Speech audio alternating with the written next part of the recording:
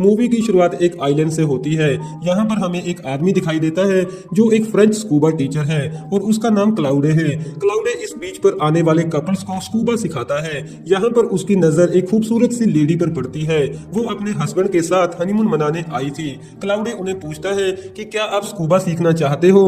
Husband का नाम Ruben है। रूबन तो स्कूबा सीखने से मना कर देता है, लेकिन उसकी वाइफ लीसा स्कूबा सीखने के लिए जिद करने लगती है। रूबन लीसा को क्लाउडे के साथ छोड़कर अपने होटल रूम में चला जाता है। क्लाउडे लीसा को लेकर अपनी बोर्ड के एक कमरे में चला जाता है, जहां पर वो दोनों एक दूसरे के साथ इंटीमेट होने लगते हैं। काफी समय के बाद रूबन अपनी वाइफ को लेने वापस आता है, लेकिन वो देखता है कि उसकी वाइफ तो क्लाउडे के साथ ही इंटीमेट हो रही है। जिसके बाद वो लीसा पर काफी गुस्सा होता है। लीसा सफाई में काफी सारी बातों को गोलमोल बनाने की कोशिश तो करती है, लेकिन यहाँ पर रूबन उसकी बात का विश्वास नहीं करता। क्लाउडे भी कहता है कि इन सब में उसकी कोई गलती नहीं है। रूबन क्लाउडे के साथ झगड़ा करने लगता है, लेकिन आखिर में उसे रियलाइज होता है कि सारी गलती तो उसकी वाइफ लीसा की है, जिस वजह से रूबन लीसा को छोड़कर अकेला ही हनीमून से वापस आ जाता है। लेकिन ये बात रूबन के पूरे ऑफिस में फैल जाती है। अब वहाँ के वर्कर और रूबन का बॉस भी रूबन का खूब मजाक उड़ाता है।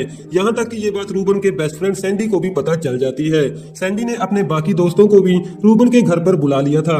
सैंडी रूबन का मजाक तो उड़ाता है, लेकिन साथ ही उसे कहता है कि फिक्र मत करो, सब कुछ ठीक हो जाएगा। सैंडी रूबन का मूड ठीक करने के लिए उसे एक आर्ट गैलरी में लेकर चला जाता है। यहाँ पर रूबन की मुलाकात अपनी 7th क्लास की क्लासमेट पोली से होती है। पोली दिखने में काफी खूबसूरत थी, जिसकी ओर रूबन काफी अट्रैक्ट हो जाता है। कुछ दिनों बाद सैंडी रूबन को एडवाइस देता है कि तुम्हें पोली को डेट करना चाहिए। रूबन काफी नर्वस हो जाता है, क्योंकि पोली एक सुंदर लड़की है। रूबन अपने किसी दोस्त से पोली का नंबर ले लेता है। वो पोली को फोन तो करता है, लेकिन नर्वस होकर बिना कुछ कहे ही फोन काट देता है। अब रूबन पोली का एड्रेस निकाल कर उसके घर चला जाता है। शाम को पोली जैसे ही अपने घर के अंदर जाने वाली थी, तो रूबन वहां से गुजरने का नाटक करता है और वो पोली से कहता है कि क्या तुम मेरे साथ डेट पर चलोगी। पोली मना कर देती है, लेकिन जाते समय रूबन अपना कार्ड पोली को दे देता है। कुछ दिनों बाद पोली रूबन को फोन लगाती है। रूबन काफी खुश हो जाता है। वो दोनों एक दूसरे को डेट करने लगते हैं। रूबन को डांस करना नहीं आता, लेकिन पोली सालसा काफी अच्छा करती है। जब रूबन यहाँ पर डांस नहीं कर पाता, तो पोली अपने एक दोस्त के साथ डांस करने लगती है। ये सब देखकर रूबन को बिल्कुल भी अच्छा नहीं लगता।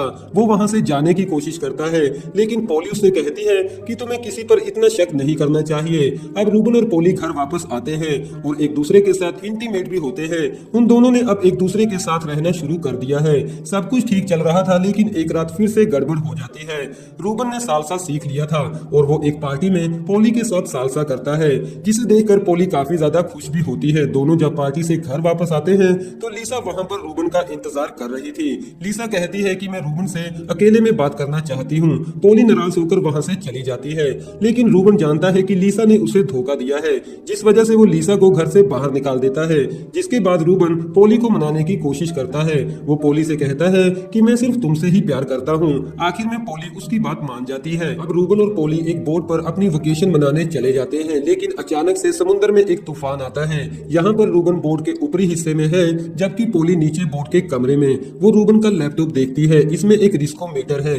दरअसल रूबन इंश्योरेंस में एज अ रिस्क एनालिस्ट का काम करता है। वो लोगों को बताता है कि किस इंश्योरेंस में कितना रिस्क है, लेकिन इस बार रूबन ने एक गड़बड़ कर दी है। उसने इस सॉफ्टवेयर में लीसा एंड पोली को ऐड किया है, यानी कि वो कैलकुलेट कर रहा है कि किसके साथ शादी करके उसे ज्यादा फायदा होने वाला है। ये सब कुछ पोली देख लेती है और वो रूबन पर काफी ज्यादा गुस्सा भी करती है। वो रूबन को छोड़कर वहां से जाना चाहती है।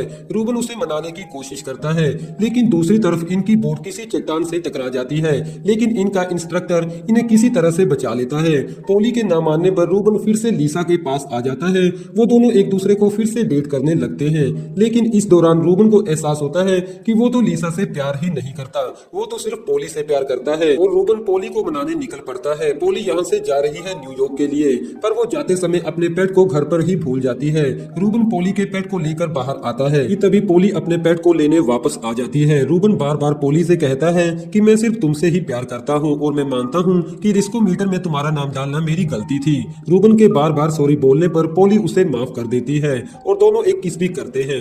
वो दोनों एक साथ बीच पर घूमने चले जाते हैं, जहाँ पर पोली रूबन से कहती है कि मैं अभी तुमसे शादी करना नहीं चाहती। रूबन भी कहता है कि मैं भी अभी शादी के मूड में नहीं हूँ, लेकिन हाँ, हम दोनों लिविंग रिलेशन में रहेंगे।